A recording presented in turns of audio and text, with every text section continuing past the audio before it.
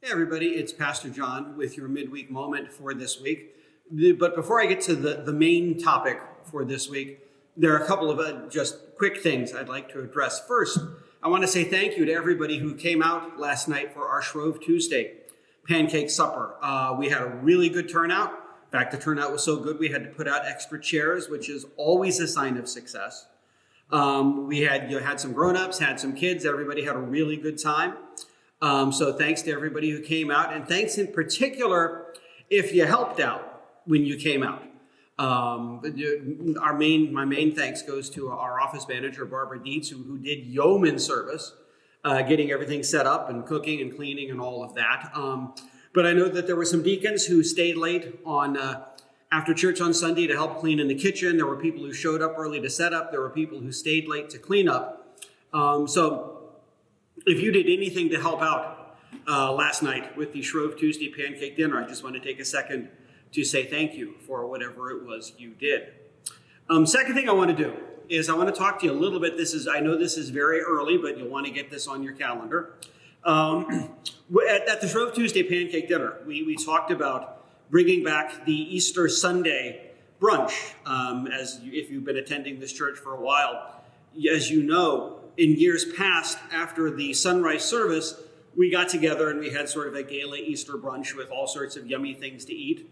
And the folks who were at the Shrove Tuesday thing were very enthusiastic about that idea. So I think we can safely say that we will be bringing back the Easter Sunday brunch after the sunrise service come this Easter.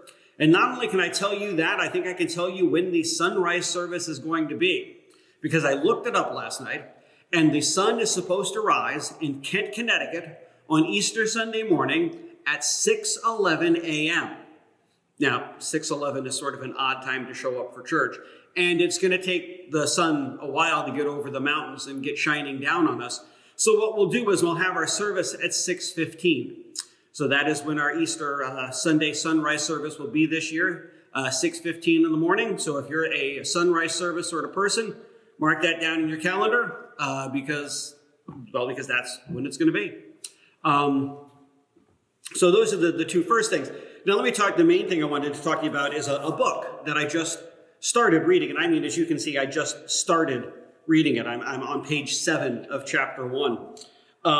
It's a book called Prophets and Patriots, Faith and Democracy Across the Political Divide, written by a sociologist named Ruth Bronstein. I think I've talked about Professor Bronstein before. I think I talked about an article of hers, maybe 2 months ago now. Well, anyway, I liked that article so much that I read her book, or I got her book, and I've started reading it. I suspect that since it's her first book, it's probably based on her PhD dissertation research, since scholars' first books tend to be like that. And what she does in the book is she studies two groups that you would think on the surface have almost nothing in common. One of the groups she studies is a liberal group that's affiliated with an organization called PICO. And PICO is an acronym for People Improving Communities Through Organizing. And as you might imagine, of any organization with a name like that, this particular PICO group, which meets in a Lutheran church and has a lot of Christians in it, is a very, very progressive organization. The other group she studies is a local chapter of the Tea Party, and as you all know, the Tea Party is the exact opposite of that. The Tea Party is very conservative, very traditional, and in this particular group that she studies, there are a lot of conservative evangelical Protestants and conservative Roman Catholics. So, like I said, in some ways, these two groups would seem to be as different as they can be. The Tea Party group is all white. Everybody in that group is white. The PICO group, of course, is just a rainbow of people of different skin colors. In the PICO group, everybody votes Democratic. I mean, everybody vote. There aren't even any independents in this group. They all are Democrats. The exact opposite is true, of course, in the Tea Party group. They are all just dyed-in-the-wool Republicans. So in some ways, they're very different groups of people. But here's the interesting thing, and like I said, I mean, you pick this up in the first 6 pages of the book. While these groups are so different in so many ways, and in so many ways, mutually antagonistic, what Professor Bronstein discovers is that when these people talk about their problems, they talk about the issues they face, they talk about the situations that they have to deal with on a daily basis, both groups talk about the exact same things. It turns out that both groups of people face the exact same situations. They have the exact same problems. They're dealing with the exact same challenges. For example, in the PICO group, somebody will say that their kids just graduated from college and they're having trouble finding a good job because it seems like all the good jobs for college graduates are gone these days. And somebody in the Tea Party group says the exact same thing. They say, my kids, they played by the rules. They graduated from high school. They went to a good college. They did well in college. And now it doesn't seem like there's anything out there for them.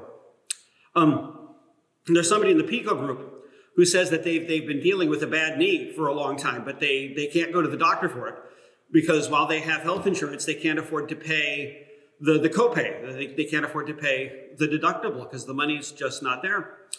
And there's somebody in the Tea Party group who tells a story about how they had a little girl who they had to send to school for an entire week, even though she was sick, because they didn't have health insurance at all, and they couldn't afford to pay a doctor's bill. There's somebody in the PICO group who they're in their early 50s, and their company is downsizing, and they're worried about what's going to happen to their job, and if something happens to their job, if they'll be able to find another one. There's somebody in the Tea Party group has the exact same problem. It turns out that almost everybody in the PICO group knows somebody who's lost their job in the past year. And so does everybody in the Tea Party group. Turns out that everybody in the Tea Party group knows someone or knows a family who are upside down on their mortgage, and wouldn't you know it, so does everybody in the PICO group. They all know somebody who's having trouble paying their mortgage.